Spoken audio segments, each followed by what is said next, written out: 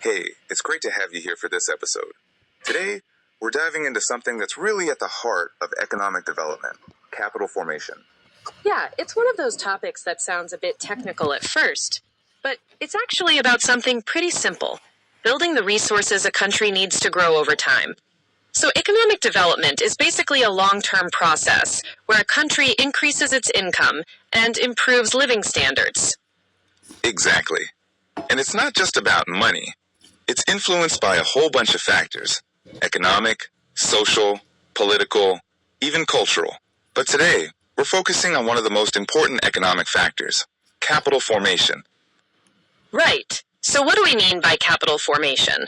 Well, capital itself is a key factor of production. It's like the tools and machines that help make goods and services, but it doesn't work on its own.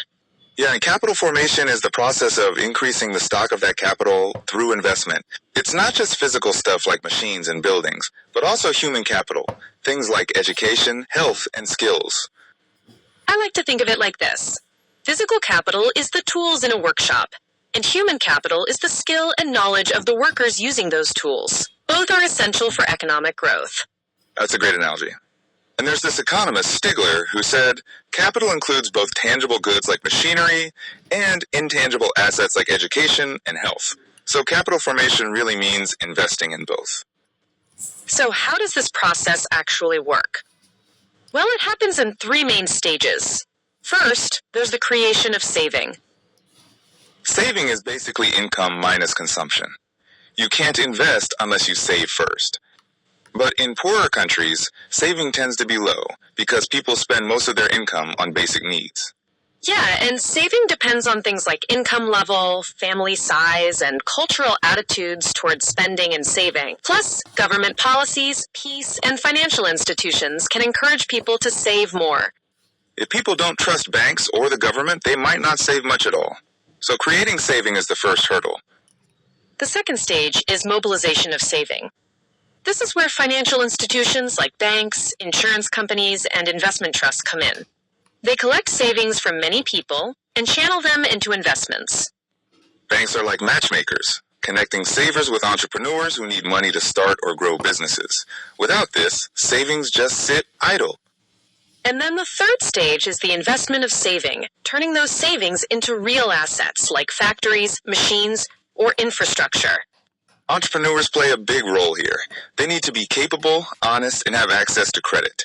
Plus, infrastructure like transport, power, and education supports investment. And the political and social environment has to be stable and supportive, otherwise investors won't take the risk. Now, where does this capital come from? There are domestic and external sources.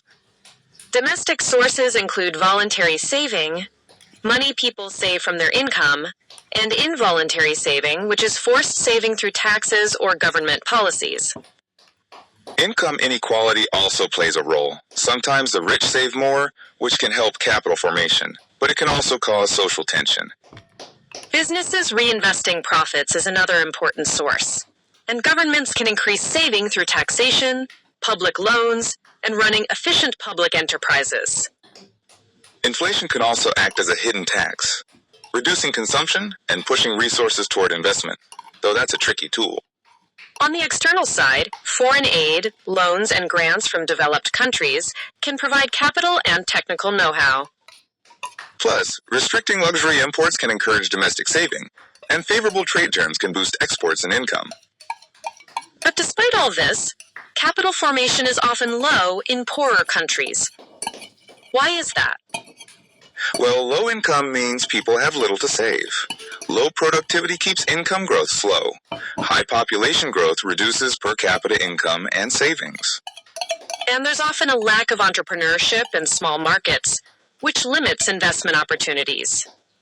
Cultural and institutional factors can also discourage saving and investment. So, to wrap up, investment is crucial because it increases productive capacity, improves technology, and supports human development. A country's ability to attract and use investment depends on stable policies, good financial markets, and a supportive environment. Both physical and human capital investments matter, and both domestic savings and foreign investments play important roles. You can think of capital formation like planting seeds for future growth. Without it, economic development struggles to take root. Well said. It's a complex process, but understanding it helps us see what really drives a country's progress. Absolutely. Thanks for joining us today to unpack this important topic. Thanks for listening. We'll catch you next time.